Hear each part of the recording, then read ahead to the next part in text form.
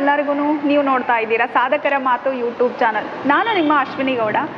ಐಗಿರಿ ನಂದಿನಿ ನಂದಿತ ಮೇದಿನಿ ವಿಶ್ವ ವಿನೋದಿನಿ ನಂದನುತೆ ಗಿರಿವರ ವಿಂಧ್ಯ ಶಿರೋದಿನಿ ವಾಸಿನಿ ವಿಷ್ಣು ವಿಲಾಸಿನಿ ಜಿಷ್ಣುನುತೆ ಭಗವತಿ ಹೇಷಿತಿ ಕಂಠ ಕುಟುಂಬಿನಿ ಭೂರಿ ಕುಟುಂಬಿನಿ ಭೂರಿ ಕೃತೆ ಜಯ ಜಯ ಹೇ ಮಹಿಷಾಸುರಮರ್ದಿನಿ ರಮ್ಯಕಪರ್ದಿನಿ ಶೈಲಸುತೆ.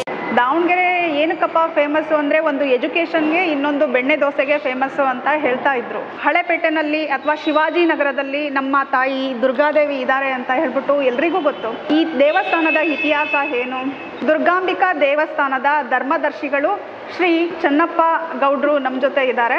ಅದು ಸುಮಾರು 1934ರಲ್ಲಿ ದುಗ್ಗತ್ತಿಯಿಂದ ಬಂದ ದುಗ್ಗಮ್ಮ ಅಂತ. ಅವಾಗ ಇಲ್ಲಿ ಹಳೆಪೇಟೆ ಅಂತ ಎಲ್ಲ ಬಳಿಗಾರಿದ್ರಲ್ಲಿ ಒಬ್ಬ ಬಳಿಗಾರ, ನಾನು ದುಗ್ಗತ್ತಿಯಿಂದ ಬಂದ ದುಗ್ಗಮ್ಮ, ನನಗೆ ಸಂಪೂರ್ಣ ತೃಪ್ತಿ ಆಗಿಬಿಟ್ಟೈತಿ, ಈ ಜಾಗದಲ್ಲಿ ನಾನು ನೆಲೆಸ್ಬೇಕು, ನನಗೆ ಭಾಳ ಸಂತೋಷ ಆಗೈತಿ ಇಲ್ಲಿ. ನಮಸ್ಕಾರ ಎಲ್ಲರಿಗೂ, ನೀವು ನೋಡ್ತಾ ಇದ್ದೀರಾ ಸಾಧಕರ ಮಾತು ಯೂಟ್ಯೂಬ್ ಚಾನಲ್. ನಾನು ನಿಮ್ಮ ಅಶ್ವಿನಿ ಗೌಡ. ಇದರ ನಡುವೆ ನಿಮಗೆ ನಾನು ಹೇಳಲೇಬೇಕು, ದಸರಾ ಹಬ್ಬದ ಹಾರ್ದಿಕ ಶುಭಾಶಯಗಳು. ಇವತ್ತು ದಸರಾ ಹಬ್ಬದ ಮೊದಲನೇ ದಿನ. ನಾನು ನಿಮ್ಮ ಎಲ್ಲರಿಗೂ, ದಾವಣಗೆರೆಯ ಎಲ್ಲ ಆಡಿಯನ್ಸಿಗೂ ಅಥವಾ ದಾವಣಗೆರೆ ಎಲ್ಲ ಜನತೆಗೂ ನನ್ನ ಕಡೆಯಿಂದ ಅಥವಾ ನಮ್ಮ ಸಾಧಕರ ಮಾತು ಟೀಮ್ ಕಡೆಯಿಂದ ನಿಮಗೆ ಒಂದು ಕೊಡುಗೆ ಕೊಡಬೇಕು ಅಂತ ಹೇಳಿ. ಏನಂದರೆ ದಾವಣಗೆರೆ ಹಿಂದೆ ನಾವು ಕೂಡ ಹೇಳಿದ್ವಿ, ಬೇರೆಯವರು ಕೂಡ ಹೇಳ್ತಾ ಇದ್ರು, ದಾವಣಗೆರೆ ಏನಕ್ಕಪ್ಪ ಫೇಮಸ್ಸು ಅಂದರೆ ಒಂದು ಎಜುಕೇಷನ್ಗೆ, ಇನ್ನೊಂದು ಬೆಣ್ಣೆ ದೋಸೆಗೆ ಫೇಮಸ್ಸು ಅಂತ ಹೇಳ್ತಾ ಇದ್ರು ಒಂದಷ್ಟು ಜನ. ಅಷ್ಟೇ ಅಲ್ಲ, ಭಕ್ತಿ ಅಂತ ಬಂತು ಅಂದರೆ ನಮ್ಮ ತಾಯಿ ದುರ್ಗಾದೇವಿ ನಮ್ಮ ದಾವಣಗೆರೆನಲ್ಲಿ ಇದ್ದಾರೆ. ಅವರು ಎಲ್ರಿಗೂ ಗೊತ್ತು, ಹಳೆಪೇಟೆನಲ್ಲಿ ಅಥವಾ ಶಿವಾಜಿನಗರದಲ್ಲಿ ನಮ್ಮ ತಾಯಿ ದುರ್ಗಾದೇವಿ ಇದ್ದಾರೆ ಅಂತ ಹೇಳ್ಬಿಟ್ಟು ಎಲ್ರಿಗೂ ಗೊತ್ತು. ಆದರೆ ಆ ತಾಯಿ ಹೇಗೆ ಬಂದರು, ಈ ದೇವಸ್ಥಾನದ ಇತಿಹಾಸ ಏನು, ಅದಾದಮೇಲೆ ಈ ದೇವಸ್ಥಾನ ಎಷ್ಟು ವರ್ಷದಿಂದ ಇದೆ, ಇದರ ಹಿನ್ನೆಲೆ ಏನು, ಇದು ಯಾರಿಗೂ ನಮಗೆ ಗೊತ್ತಿಲ್ಲ, ಇವಾಗಿನ ಜನ್ರೇಷನ್ನವ್ರಿಗಾಗಿರ್ಬೋದು ಗೊತ್ತಿಲ್ಲ. ಸೊ ಇದನ್ನು ನಾವು ತಿಳ್ಕೊಳ್ಳೋ ಒಂದು ಪ್ರಯತ್ನ ಅಂತ ಹೇಳಿ ಮಾಡೋ ಹೊರಟ್ವಿ. ಈ ಪ್ರಯತ್ನ ಮಾಡಬೇಕು ಅಂತ ಬಂದಾಗ ದೇವಸ್ಥಾನದ ಕಮಿಟಿಗಳು ನಮಗೆ ತುಂಬ ಅಂದರೆ ತುಂಬ ಹೃದಯದಿಂದ ಸಹಾಯ ಮಾಡಲಿಕ್ಕೆ ಒಪ್ಕೊಂಡ್ರು. ಅವರಿಗೆ ನಾವು ತುಂಬ ಹೃದಯದಿಂದ ಧನ್ಯವಾದಗಳನ್ನ ಹೇಳ್ತಾ, ಇವತ್ತು ನಮ್ಮ ಜೊತೆ ಇದ್ದಾರೆ ದುರ್ಗಾಂಬಿಕಾ ದೇವಸ್ಥಾನದ ಧರ್ಮದರ್ಶಿಗಳು ಶ್ರೀ ಚನ್ನಪ್ಪ ಗೌಡ್ರು ನಮ್ಮ ಜೊತೆ ಇದ್ದಾರೆ. ಅವ್ರ ಮಾತುಗಳಲ್ಲೇ ಕೇಳೋಣ ಈ ದೇವಸ್ಥಾನದ ಹಿನ್ನೆಲೆ ಏನು ಅಂತ. ಹಿರಿಯರು, ತುಂಬ ಹಿರಿಯರು ಅವರನ್ನು ನಮ್ಮ ಸಾಧಕರ ಮಾತು ಕಾರ್ಯಕ್ರಮಕ್ಕೆ ಸ್ವಾಗತ ಮಾಡಿ ನಮ್ಮ ದೇವಸ್ಥಾನದ ಇತಿಹಾಸನ ಮತ್ತು ದೇವಿಯ ಹೇಗೆ ದಾವಣಗೆರೆ ಬಂದು ನಮ್ಮ ದೇವಿ ಅದನ್ನು ಅವ್ರ ಮಾತುಗಳನ್ನು ಕೇಳೋಣ. ಅಪ್ಪಾಜಿ, ನಮ್ಮ ಸಾಧಕರ ಮಾತು ಕಾರ್ಯಕ್ರಮಕ್ಕೆ ಸ್ವಾಗತ. ಅಪ್ಪಾಜಿ, ಸಾಧಕರ ಮಾತು ಕಾರ್ಯಕ್ರಮದಲ್ಲಿ ಭಾಗವಹಿಸುತ್ತೇನೆ. ಅದನ್ನು ಬಂದು ನಮ್ಮ ಧರ್ಮದರ್ಶಿಗಳನ್ನು ಕಾಂಟ್ಯಾಕ್ಟ್ ಮಾಡಿ ನಮ್ಮನ್ನು ಅದರ ಬಗ್ಗೆ, ದೇವಿಯ ಒಂದು ಚರಿತ್ರೆಯ ಬಗ್ಗೆ ತಿಳಿಸ್ಬೇಕು ಅಂದಾಗ ನಮಗೂ ಅತಿ ಸಂತೋಷವಾಯಿತು. ಹಳುಬರೆಲ್ಲ ಹೋಗ್ಬಿಟ್ರು, ಹಳುವ್ರ ಪೈಕಿ ಉಳಿದ್ರು ಅಂದ್ರೆ ನಾವು ಒಬ್ಬನು. ಅದ್ರ ಬಗ್ಗೆ ತಿಳ್ಕೊಂಡಂಥ ಹಿರಿಯರು ಹೇಳಿದಂಥ ಅಮ್ಮನ ಬಗ್ಗೆ ಇರ್ತಕ್ಕಂಥ ಪವಾಡುಗಳು ಇರ್ಬೋದು, ಬೆಳ್ಕೊಂಡು ಬಂದ ಒಂದು ಅಭಿವೃದ್ಧಿ, ದೇವಿಯ ಕಾರ್ಯ ಇರ್ಬೋದು, ಅವು ಎಲ್ಲರ ಬಗ್ಗೆ ವಿವರವಾಗಿ ತಿಳಿಸೋ ಒಂದು ಅವಕಾಶ ಕೊಡಿದಾರೆ ಅವರು. ನನ್ನ ಗಮನಕ್ಕೆ ಬಂದಷ್ಟು, ನಾನು ತಿಳ್ಕೊಂಡಿರೋವಷ್ಟು, ನಮ್ಮ ಹಿರಿಯರು ನಮ್ಗೆ ಏನೇನು ಹೇಳಿದಾರೋ ಅದರ ಬಗ್ಗೆ ಚಾಚು ತಪ್ಪದೆ ನಿಮ್ಮಲ್ಲಿ ಈ ಸಾಧಕರ ಮಾತಿನಲ್ಲಿ ನಾನು ನಿಮಗೆ ಹೇಳೋಕ್ಕೆ ಇಷ್ಟಪಡ್ತೀನಿ. ಅಪ್ಪಾಜಿ, ಇವಾಗ ನೀವೇ ಇಷ್ಟು ಹಿರಿಯರಿದ್ದೀರಾ, ನೀವು ಎಷ್ಟು ವರ್ಷದಿಂದ ದಾವಣಗೆರೆಲಿದ್ದೀರಾ ಅಪ್ಪಾಜಿ? ನಿಮ್ಮ ಅಂದರೆ ನಿಮ್ಮ ನನಗೆ ಈಗ 76 ವರ್ಷ ನೋಡಿ. ಹಾಂ, 76ರಲ್ಲಿ ನಡೀತಿತ್ತು. ನಮ್ಮ ತಂದೆಯವರು ಕಾರ್ಯದರ್ಶಿಯಾಗಿದ್ದರಿಂದ ಗೌಡ್ರು ಗುಣಪ್ಪ ಅಂತ. ಅವರ ನಂತರ ನಾನು ಸೆಕೆಂಡ್ PUC ತನಕ ಓದಿದೆ. 72ರಲ್ಲಿ ಅವರು ಕಾಲವಾದರು. ಕಾಲ ಆದ ಕೂಡಲೇ ನಾನು ಅವರ ಜೊತೆಯಲ್ಲೇ ದೇವಸ್ಥಾನದ ಈ ಒಂದು ಸೇವಾ ಕಾರ್ಯದಲ್ಲಿ ಹಿಂದೆಲ್ಲ ಪಾಪ ಹಳಬರೆಲ್ಲ ಇದ್ದರು, ಹಿರಿಯರಿದ್ದರು, ಆವಾಗಿನ ಜನ ಬೇರೆ ಈಗಿನ ಜನ ಬೇರೆ. ಆವಾಗ ನಾನು ಸಹ ಭಾಗವಹಿಸಿ ಅಂತ ಇದರಲ್ಲಿ ವಿಶೇಷವಾಗಿ ಯಾವಪ್ಪ ಅಂದರೆ 2 ವರ್ಷಕ್ಕೊಮ್ಮೆ ದುಗ್ಗಮ್ಮನ ಜಾತ್ರೆ ನಡೀತೈತೆ.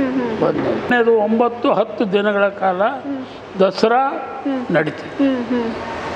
ದಸರಾ ಆದ ನಂತರ ಈ ಕಡೆ ಕಾರ್ತಿಕ, ಇವು 3 ವಿಶೇಷವಾದ ಕಾರ್ಯಕ್ರಮಗಳು.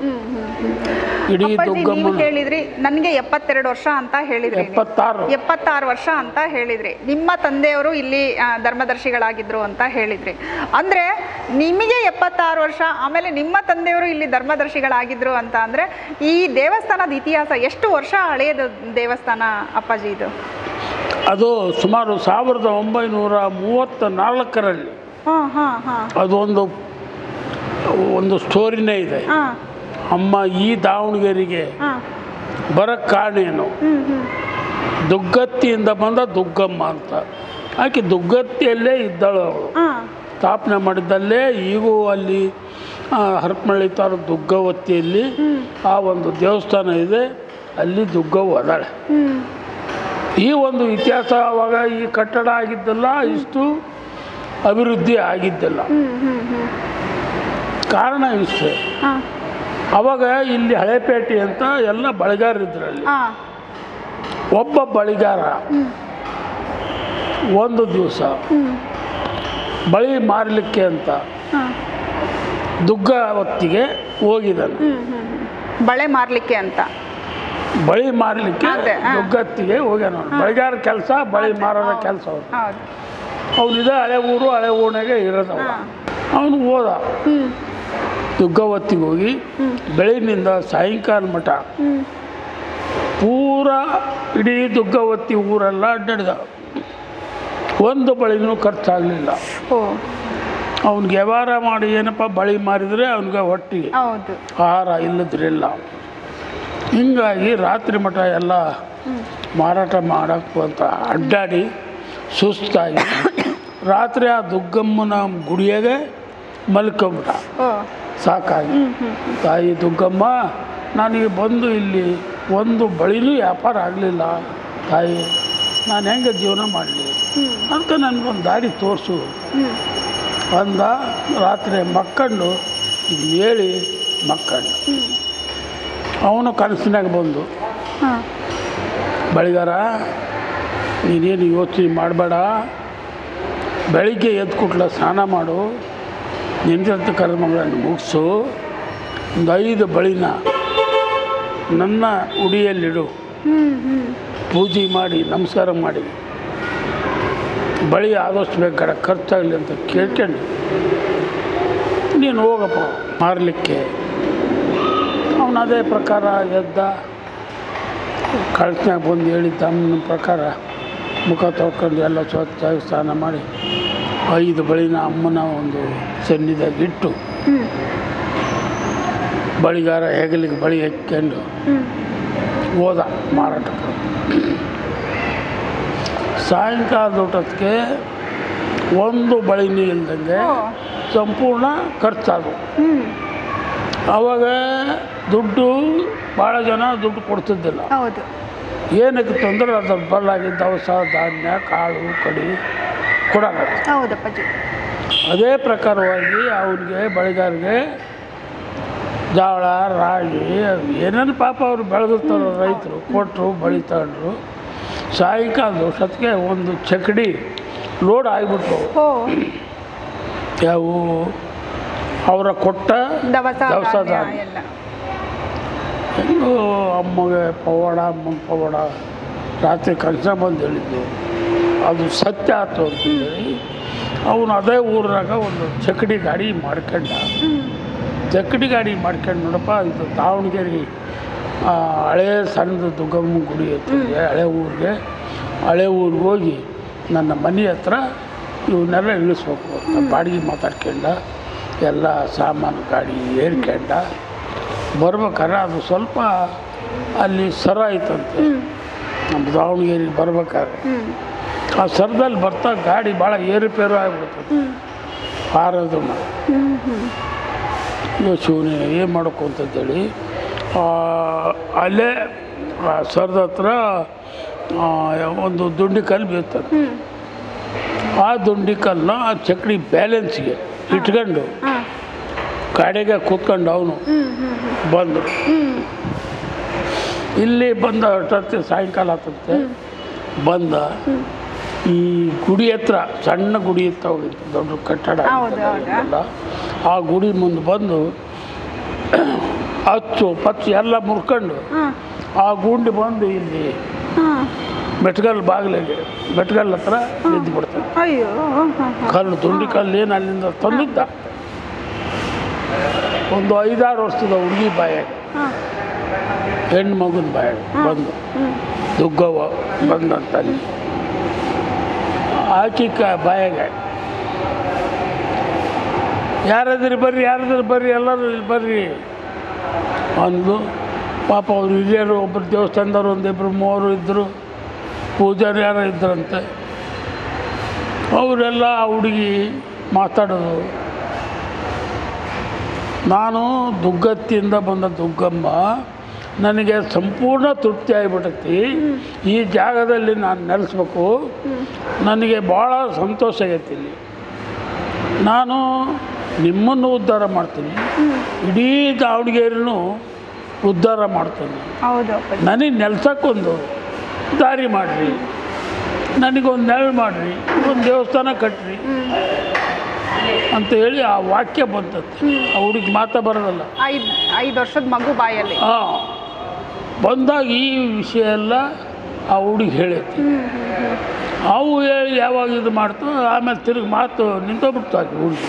ಅಷ್ಟು ಹೇಳಿದ್ದು ನನಗೆ ಸಂಪೂರ್ಣ ತೃಪ್ತಿ ಆಗೈತಿ, ನಾನು ಇಲ್ಲೇ ನೆಲೆಸ್ಬೇಕು ದಾವಣಗೆರೆ, ನನಗೆ ಅವಕಾಶ ಮಾಡಿಕೊಡ್ರಿ ನೆಲೆಸಕ್ಕೆ, ದೇವಸ್ಥಾನ ಕಟ್ರಿ, ಅಭಿವೃದ್ಧಿ ಮಾಡ್ಕೊಂಡು ಪ್ರತಿಯೊಬ್ಬ ಭಕ್ತರಿಗೂ ಆಶೀರ್ವಾದ ಮಾಡ್ತಾನೆ, ನಿಮಗೂ ಎಲ್ಲ ಆಶೀರ್ವಾದ ಮಾಡ್ತಾನೆ ಅಂತ ಹೇಳತ್ಲೆ ಎಲ್ಲರೂ ಒಪ್ಕೊಂಡು ಆ ಕಮಿಟಿಯನ್ನೆಲ್ಲ ಕರೆದು ಮಾತಾಡಿ, ನೋಡಪ್ಪ ಸಣ್ಣ ಹುಡುಗಿ ಬಾಯಿಗೆ ಬಂದ್ಬಿಟ್ರೆ ಅದಕ್ಕೆಲ್ಲ ಹೇಳಿದ್ದಾರೆ, ಅದ್ರ ಪ್ರಕಾರ ಮತ್ತು ನಾವೆಲ್ಲ ನಡ್ಕೋಬೇಕು, ಗುಡಿ ಕಟ್ಟಬೇಕು ಅಂಥೇಳಿ ಎಲ್ಲ ಇದು ಮಾಡಿ ಎಲ್ಲರೂ ಸೇರಿ ಮನೆಗೆ ಹೋಗೊಬ್ಬರು ಸೇರ್ಕೊಂಡು, ಅಂಗಡಿಗೆ ಹೋಗೊಬ್ಬರು ಸೇರ್ಕೊಂಡು ಎಲ್ಲರೂ ಸೇರಿ ಆಗಿನ ಒಂದು ಇದರಲ್ಲಿ ಸಣ್ಣ ಪ್ರಮಾಣದಲ್ಲಿ 1934 ಇಸ್ವಿಯಾಗ 1934 ಇಸ್ವಿ 34ರಲ್ಲಿ ಆ ದುಗ್ಗವ್ವ ಅಲ್ಲಿಂದ ಇಲ್ಲಿ ಬಂದು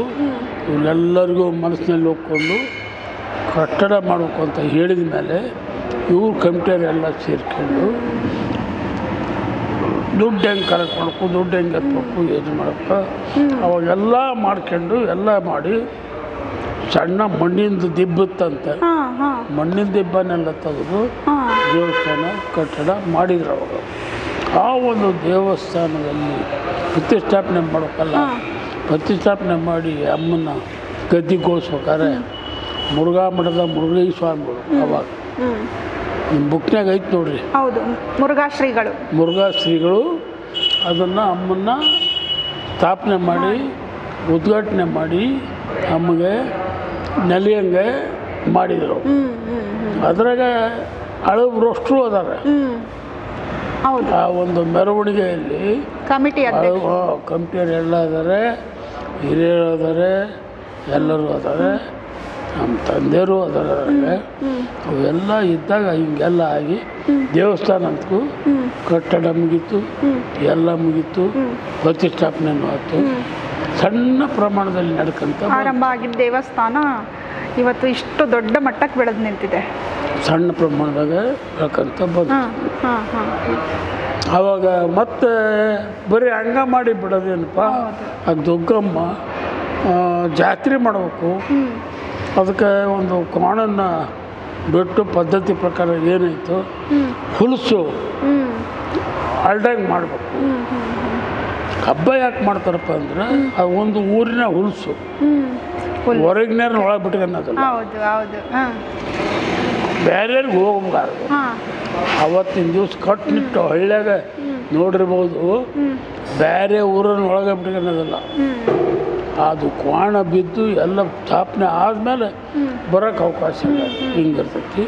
ಅದೇ ಪ್ರಕಾರ ಸೇರ್ಕೊಂಡು ಹಬ್ಬ ಹೆಚ್ಚಿಸ್ಕೊಂಡು ಮಾಡಬೇಕು. ಏನು ಎಂತ ಅನ್ನತ್ತೆ ಎಲ್ಲ ಸದ್ಯ 2 ವರ್ಷಕ್ಕೊಮ್ಮೆ ಮಾಡಿಬಿಡೋಣ, ಇಟ್ಕೊಳ್ಳೋಣ. ಅವು ಹಂಗು ಹಿಂಗು ಅಮ್ಮನ ಹೂವು ಪವು ಕೇಳ್ಕೊಂತ ಹಿರಿಯರು ಅದ್ರ ಪ್ರಕಾರ ಮಾಡ್ಕೊತ ಬಂದರು. ಆವಾಗ ಇಷ್ಟು ಪೆಂಡಾಲ್ ಹಾಕಿ ದೊಡ್ಡ ಪ್ರಮಾಣದಾಗೆ ಮಾಡಂಗಿರಲಿಲ್ಲ.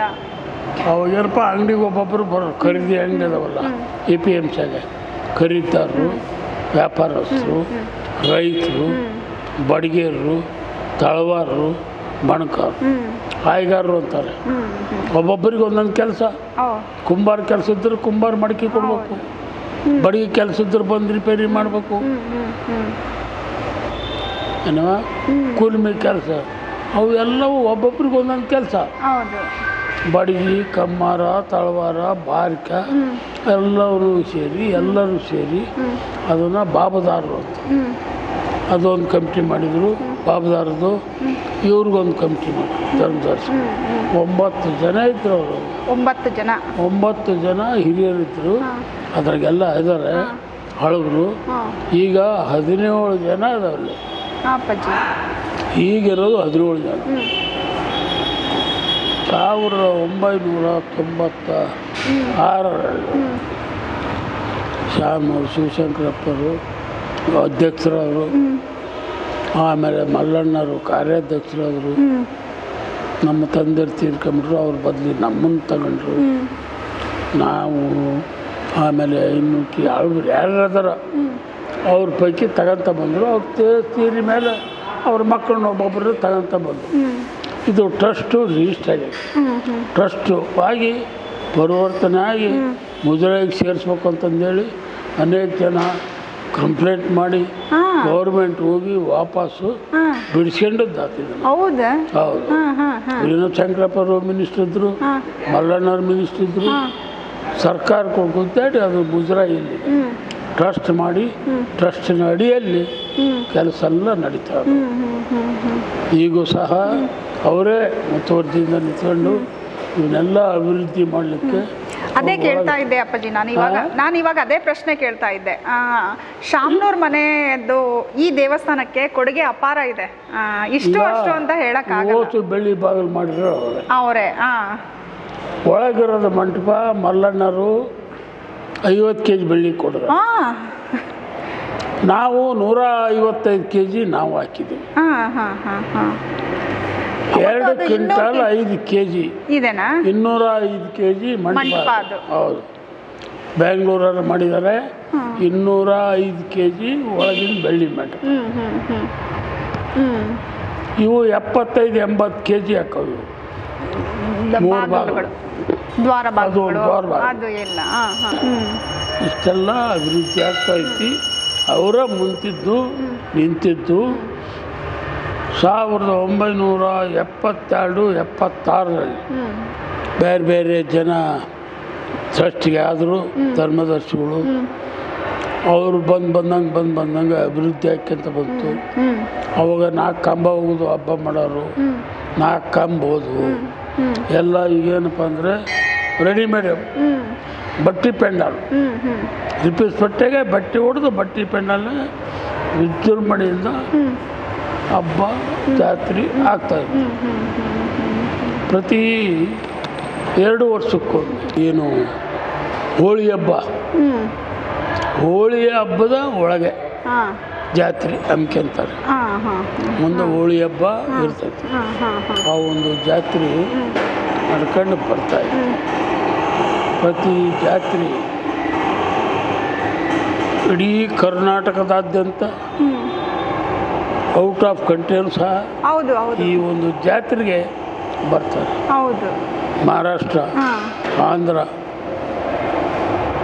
ಬೊಂಬಾಯಿ, ಮಡ್ರಾಸ್ ಆ ಕಡೆಯಿಂದೆಲ್ಲ ಜನ ಬರ್ತಾರೆ. ಇವೆಲ್ಲ ಹತ್ರ ಬಿಡ್ರಿ, ಬೆಂಗಳೂರು ಆಯ್ತು, ಸುತ್ತಮುತ್ತ ಇರೋವೆಲ್ಲ ಊರು ಕಟ್ಕೊಂಡು ಬರ್ತಾರೆ. ಜಾತ್ರೆ ಸುಮಾರು 15 ದಿವಸ ಜಾತ್ರೆ ನಡೀತದೆ. ಪ್ರತಿದಿನವೂ ಒಂದೊಂದು ಕಾರ್ಯಕ್ರಮ.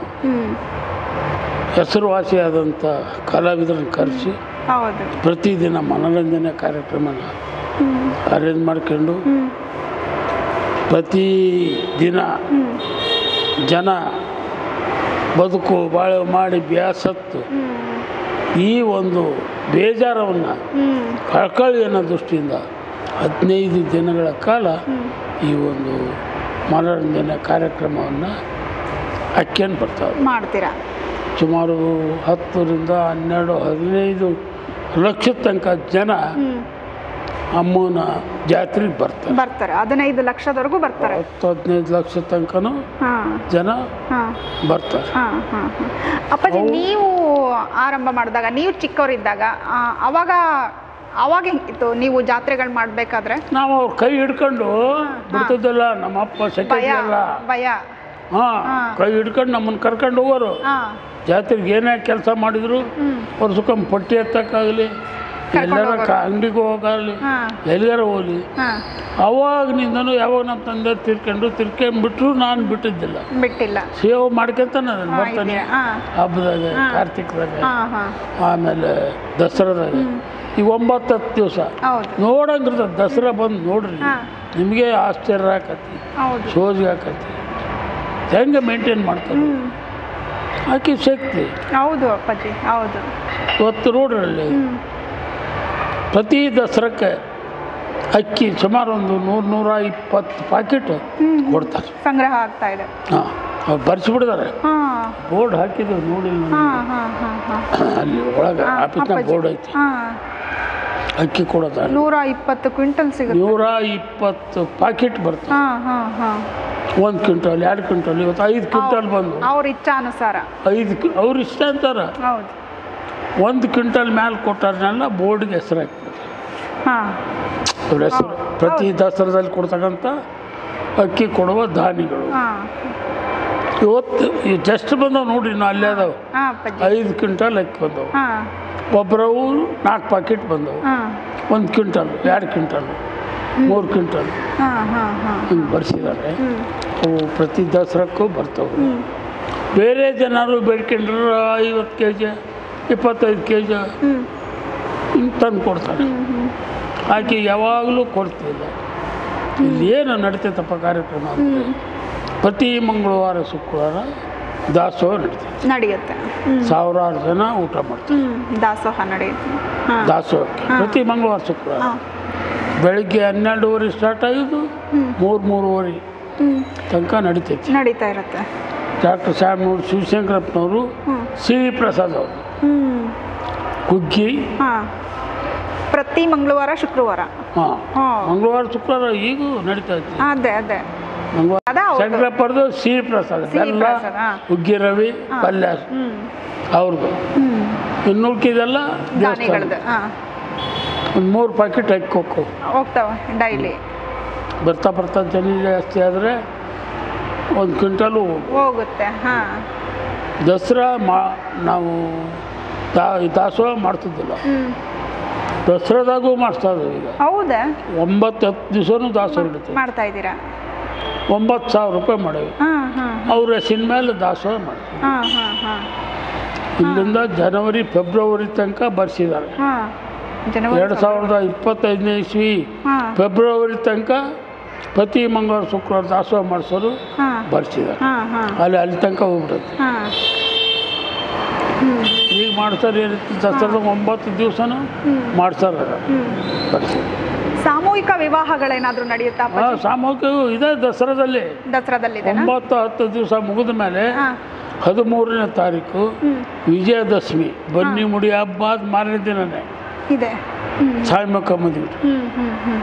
ಅದು ತಾಳಿ, ಬಟ್ಟಿ, ಹಾಲುಂಗ್ರ, ಎಷ್ಟು ಜನ ಬರಲಿ ಪ್ರಸಾದ ಉಚಿತವಾಗಿ. ಎಷ್ಟು ಜೋಡಿಗಳು ಅಲ್ಲೇ ನೋಂದಣಿ ಮಾಡ್ಕೊಂಡಿದ್ದಾವೆ ಅಪ್ಪಾಜಿ? ಹಿಂದೆ ಕೆಲವೆಲ್ಲ 20-25 ಜೋಡಿ ತನಕನೂ 30 ಜೋಡಿ ತನಕನೂ ಆಗಿದ್ದಾವೆ. ಈಗ ಬರ್ತಾ ಅಲ್ಲೆಲ್ಲ ಸಾಮೂಹಿಕ ವಿವಾಹ ಮಾಡ್ಕೊಳಕತ್ತಿದ್ರು. ಅದರಿಂದ ಹೋದಪ್ಪ ಎಷ್ಟು ಒಂದು 15 ಜೋಡಿ ಆಗ್ಯಾವ. ಈ ಸರಿ ಅಲ್ಲೇ 6 ಜನನ ಎಷ್ಟೋ ಬರ್ಸಿದ್ದಾರೆ. ಎಷ್ಟು ಬರ್ತಾರೆ? ಎಷ್ಟು ಜನ ಬಂದರೂ ನಾವು ಮಾಡ್ತೀವಿ ಅಷ್ಟೇ. ಅದ್ರಾಗ ಈ ತಾಳಿ ಕೊಡೋ ದಾನಿಗಳೇ ಬೇರೆ ಇದಾವೆ. ಬೇರೆ ಹೌದು. ತಾಳಿ ಕೊಡಿಸ್ಬಿಡ್ತಾರೆ. 101 ಜೋಡಿ ಮಾಡಿರಿ ನಾವು ಕೊಡ್ತೇವೆ ಅಂತಾರೆ ಅವ್ರು. ನೋಡಿ ಎಷ್ಟು ಬರ್ತಾವ ಅಷ್ಟು ಮಾಡ್ತಾರೆ. ಹೌದು. ಹಾಂ ಪ್ರತಿ ವರ್ಷ ಪಾಂಪ್ಲೆಟ್ನಾಗ ಅದಾವು ಯಾರ್ಯಾರು ಏನೇನು ದಾನ ಮಾಡ್ತಾರೆ ಅಂತ ನೋಡ್ಕೊಳ್ರಿ. ತಾಳಿ ಕೂಡ ಭಕ್ತಾದಿಗಳು ವೀಳ್ಯದಲ್ಲಿ ಕೊಡ್ತಾರೆ 10 ದಿವಸ. ಕೆಲವು ಹೂವು ಕೊಡ್ತಾರೆ, ಹೂವುದು ದಾನಿಗಳು ಒಬ್ಬೊಬ್ರು ಒಂದೊಂದು ಉಪಯೋಗಿಸ್ತೇವೆ. ಏನಮ್ಮ ದಸರಾ ಆಮೇಲೆ ಭಕ್ತರು ಹೆಂಗಪ್ಪ ಜಾಸ್ತಿ ಆದರು ಅಂದರೆ ಅವರು ಬಂದು ಅಮ್ಮನ ಹತ್ರ ಬೇಡ್ಕೊಂಡು ಹೋಗಿರ್ತಾರೆ. ನನ್ನ ಮಗಳಿಗೆ ಓದಿದ್ದಾಳೆ, ಕೆಲಸ ಸಿಕ್ಕಿಲ್ಲ, ಆದಷ್ಟು ಬೇಗ ಕೆಲಸ ಸಿಕ್ಕರೆ 1 ತಿಂಗಳ ಸಂಬಳ ನಿನ್ನೆ ಬಂದು ಮುಟ್ಟಿಸ್ತೇವೆ ಬೇಡ್ಕೊಂಡು ಹೋಗ್ಯಾರ ಅವರು. ಅವ್ರ ಅರ್ಕೆ ತೀರ್ಸಕ್ಕೆ ಬಂದಾಗ ನಮಗೆ ಗೊತ್ತಾಗುತ್ತೆ ಅಲ್ವಾ ಏನವ ಏನು ಸಮಾಚಾರ ಇಲ್ಲ ಹಿಂಗೆ ಬೇಡ್ಕೊಂಡಿದ್ದು ಅಂದ ನಮ್ಮ ಕೆಲಸ ಆಯ್ತು ಮತ್ತು ಅರ್ಕೆ ತೀರಿಸ್ತೇವೆ. ತೀರ್ಸು ಏನು ಮಾಡಿದ್ಕೆ ಬಾಯಿಗೆ ನಿನ್ನ ಮನುಷ್ಯನಿಗೆ ಏನು ಮಾಡ್ಕೊಂಡಿವ ಕೊಡು ಕೊಟ್ಟು ಅಷ್ಟೇ. 1 ತಿಂಗಳ ಸಂಬಳನ ಕೊಡು, ನಿನ್ನ ರಸಿ ಮೇಲೆ ರಸಿದೆ ಅಷ್ಟೇ. ಅದು ಆಯ್ತಾ. ಕೆಲವರು ಮಕ್ಕಳೇ ಆಗಿರೋಲ್ಲ, ಅಪ್ಪ ಗಂಡರಾಗಲಿ ಹೆಣ್ಣರಾಗಲಿ ಅವಾಗ ನಮಗೆ ಸಂತಾನ ಭಾಗ್ಯ ಕೊಡು ಕೇಳ್ಕೊಂತ ಬೆಳ್ಳಿ ತೊಟ್ಲು ಮಾಡಿಸ್ಬೇಕು, ಬಂಗಾರ ತೊಟ್ಲು ಮಾಡಿಸ್ಬೇಕು. ನಿನಗಿದನ್ನು ಬಂದು ಮುಟ್ಟಿಸ್ತೀವಿ. ಅವು ಆಗಿದವು ಪಾಪ ಅವ್ರು ಬಂದು ಮುಟ್ಟಿಸಿದ್ದಾರೆ. ಅವ್ರು ಮುಟ್ಸಕ್ಕೆ ಬಂದಾಗ ನಮಗೆ ಗೊತ್ತಾಗ ಅದು ಆತ. ಕೆಲವರಿಗೆ ಕಾಲು ಆಕ್ಸಿಡೆಂಟ್ ಆಗಿ ಕಾಲು ಇದಾಗಿ ಕೈ ಇದಾಗಿ ಆದಷ್ಟು ಬೇಗ ವಾಸಿ ಆಗಲಿವ ಬೆಳ್ಳಿ ಕೈ ಮಾಡಿಸ್ಕೊಡ್ತಾನೆ, ಬೆಳ್ಳಿ ಪಾದ ಮಾಡಿಸ್ಕೊಡ್ತಾನೆ. ಅವು ಆರಾಮಾಗಿ ಅವನು ತಂದು ಬೆಳ್ಳಿ ಪಾದ ಅವು ಏನು ಬೇಡ್ಕೊಂಡಿದ್ರು ತಂದು ಮುಟ್ಸೋಕ ಏನವ. ಮದುವೆ ಆಗಿಲ್ಲ, ಆದಷ್ಟು ಬೇಗ ಮದುವೆ ಆಗಲಿವ ಭಕ್ತರದು ನಾನಾ ರೀತಿ ಕೋರಿಕೆಗಳಿರುತ್ತೆ. ತಾಳಿ ತಂದು ಕೊಡ್ತಾನೆ ಮಂಗಲ್ಯದ ಅಲ್ಲಿ ಆಗಲಿ ಭಾಳ ವರ್ಷದಿಂದ ಯಾವ ವರ ಬರ್ತಲ್ಲ ಮದುವೆನೂ ಆಗಿಲ್ಲ ತಾಯಿ ಮದುವೆ ಆಗ್ಲವ ಅವು ಮದುವೆ ಆಗಿದವು ಅವನು ತಂದೆಲ್ಲ ಮುಟ್ಸಾರ ತಾಳಿ ದೊಡ್ಡ. ಆಮೇಲೆ ವರ್ತಕರಿಗೆ ತುಂಬ ನಮ್ಮ ತಾಯಿ ಕೈ ಹಿಡ್ದಿದ್ದಾಳೆ ಅಂತ ದಾವಣಗೆರೆ ವರ್ತಕರಿಗೆ. ಆಮೇಲೆ ಅದು ನಾನು ತುಂಬ ಕೇಳಿದ್ದೀನಿ ಅಪ್ಪಾಜಿ. ಅದರಲ್ಲಿ ದಾವಣಗೆರೆ ವರ್ತಕರು ಅಂತ ಏನಿದ್ದಾರೆ ಅವರು ಮಾತ್ರ ಮಂಗಳವಾರ ಶುಕ್ರವಾರ ಪ್ರತಿದಿನ ಬೆಳಗ್ಗೆ ಅವರು ಅವ್ರ ಕೆಲಸಕ್ಕೆ ಹೋಗೋದಕ್ಕಿಂತ ಮುಂಚೆ ಬಂದು ತಾಯಿ ದರ್ಶನ ಮಾಡ್ಕೊಂಡು ಹೋಗ್ತಾರಂತೆ. ಅದಾದಮೇಲೆ ಮತ್ತೆ ಸಂಜೆ ಒಂದ್ಸಲ ಬಂದು ದರ್ಶನ ಮಾಡ್ಕೊಂಡು ಹೋಗ್ತಾರಂತೆ. ಕೆಲವರು ಬಹಿರಂಗವಾಗಿ ನಮ್ಮನ್ನು ಮಾತಾಡಿಸಿ ಕಂಡು ಹೋಗ್ತಾರೆ. ಹೌದು. ಕೆಲವರು ನಮಗೆ ಕಾಣ್ದಂಗೆ ಬೇಡ್ಕೊಂಡು ಹೋಗ್ತಾರೆ, ಬೆಳಿಗ್ಗೆನೇ ಬಂದು ಹೋಗ್ತಾರೆ. ಅಂಥವು ಏನಾದರೂ ವಿಶೇಷವಾಗಿ ಕಂಡಾಗ ಮಾತ್ರ ಅಮ್ಮಗೆ ಮಾಡಿಸ್ಬೇಕಪ್ಪ ಅಂದರೆ ನಿಮ್ಮ ಹತ್ರ ನಮ್ಮನ್ನು ಕಾಣ್ತಾರೆ. ನಿಮ್ಮ ಗಮನಕ್ಕೆ ಬರೋದು ಮೇಲೆ ಗೋಪುರ ನೋಡಿರ್ಬೋದು, 3 ಗೋಪುರಗಳು. ಹೌದು. 12 ಲಕ್ಷ ರೂಪಾಯಿ. 12 ಲಕ್ಷ 12.5 13 ಲಕ್ಷ ರೂಪಾಯಿ ಮುಟ್ಟವು. ಮೇಲೆ ಗೋಪುರ 3 ಗೋಪುರ ಅದಾವೆ ನೋಡ್ರಿ. ನೋಡಿ ಇವತ್ತೇನು 5 ಕ್ವಿಂಟಾಲ್ ಅಕ್ಕಿ ಕೊಟ್ರಲ್ಲ ಅವ್ರು ಮಾಡಿಸಿರೋರು ನೋಡಿ. ಅವ್ರು ನಮಗೆ ಭಾಳ ಆತ್ಮೀಯರು ನೋಡ್ರಿ. ಏನೋ ಭಾಳ ದಿವಸದಿಂದ ನಮ್ಗೆ ಹೆಸರು ಹೇಳ್ಬೋದಾ? ಯಾರು ಅವ್ರದ್ದು? ಉದಯ್ ಶಿವಕುಮಾರ್. ಉದಯ್ ಶಿವಕುಮಾರ್ ಅಂತ ದೊಡ್ಡ ಕಾಂಟ್ರಾಕ್ಟ್ರು, A1 ಕಾಂಟ್ರಾಕ್ಟರ್ ದಾವಣಗೆರೆಗೆ. ನಮಗೂ ಭಾಳ ಆಪ್ತರು ನೋಡಿ. ಅಪ್ಪಾಜಿ, ಇದು ನೀವು ಕಂಡಂಥ ಭಕ್ತರ ಬಗ್ಗೆ ಹೇಳಿದ್ರಿ. ನಾನು ಕೂಡ ತಾಯಿ ಭಕ್ತೇನೆ. ಹೆಂಗೆ ಅಂದರೆ ಈಗೊಂದು 10 ವರ್ಷದಿಂದ ತುಂಬ ಕಷ್ಟದಲ್ಲಿದ್ದೆ. ಅಪ್ಪ ಏನು ಮಾಡಲಿ ನನ್ನ ಕಷ್ಟಕ್ಕೆ ಏನೇನೋ ಯೋಚನೆಗಳು ತಲೆಗೆ. ಯಾಕೆ ಹಿಂಗಾಗ್ತಾ ಇದೆ ಅಂತ. ಆವಾಗ ಆವಾಗ ಇಲ್ಲೇ ಒಬ್ಬರು ಇವರಿದ್ರು, ಅರ್ಚಕರಿದ್ದರು ಇಲ್ಲೇ ಒಂದು ಸ್ವಲ್ಪ ದೂರ ಹಳೆಪೇಟೆನಲ್ಲೇ. ಅವ್ರ ಹತ್ರ ಕೇಳಿದಾಗ ಅವರು ಹೇಳಿದ್ದು, ನಿಮಗೆ ಬೇರೆ ಏನೂ ಸಮಸ್ಯೆ ಇಲ್ಲ, ಆ ತಾಯಿ ದುರ್ಗಮ್ಮನಿಗೆ ನಡ್ಕೊಳ್ರಿ, ಪ್ರತಿ ಶುಕ್ರವಾರ ಬೆಳಗ್ಗೆ ಹೋಗ್ಬಿಟ್ಟು, ಬೆಳಗ್ಗೆ 5:30-6 ಗಂಟೆಗೆ ಹೋಗ್ಬಿಟ್ಟು ನಿಮ್ಮ ಕೈಲಾನುಸಾರ ಏನೋ ಪ್ರಸಾದ ಹಂಚಕ್ಕಾಗುತ್ತಾ ಇಬ್ಬರು 3 ಜನಕ್ಕೆ ಹಂಚಿ, ಹೋಗಿ ಏನೋ ಒಂದು ಪ್ರಸಾದ ಹಂಚಿ, ಆಮೇಲೆ ಸ್ವಲ್ಪ ಬೆಲ್ಲದ ದೀಪ, ನಿಂಬೆಹಣ್ಣಿನ ಆರತಿ ಬೆಳಗ್ಗೆ ಬರ್ರಿ ಅಂತ ಹೇಳಿದರು. ಅದನ್ನು ಅಪ್ಪಾಜಿ ನಾವು ಮಾಡೋಕ್ಕೆ ಶುರು ಮಾಡಿದ್ವಿ ಅಪ್ಪಾಜಿ. ನಮ್ಮ ಕಷ್ಟಗಳೆಲ್ಲ ದೂರ ಆದವು. ಈ 10 ವರ್ಷದಲ್ಲಿ ಒಂದು ಶುಕ್ರವಾರನೂ ನಾವು ಯಾವತ್ತೂ ತಪ್ಪಿಸಲ್ಲ. ಆದರೆ ಬೆಳಗ್ಗೆ 5:30ಗೆ ಬಂದುಬಿಡ್ತೀನಿ ನಾನು, 5:30-6 ಗಂಟೆಗೆ ಬಂದು ಹೋಗ್ಬಿಡ್ತೀನಿ. ಹಂಗಾಗಿ ನಿಮ್ಮನ್ನು ಭೇಟಿ ಮಾಡೋಕ್ಕಾಗಿಲ್ಲ ನಾನು. ಅಂದರೆ ಈ ತಾಯಿಗೆ ನಡ್ಕೊಳಕ್ಕೆ ಶುರು ಮಾಡಿದ್ಮೇಲೆ ನನ್ನ ಜೀವನ ಎಲ್ಲಿಗೂ ಹೋಯ್ತು. ತುಂಬ ಕಷ್ಟದಲ್ಲಿದ್ದೆ, ನನ್ನ ಕಷ್ಟಗಳೆಲ್ಲ ತೀರ್ತು.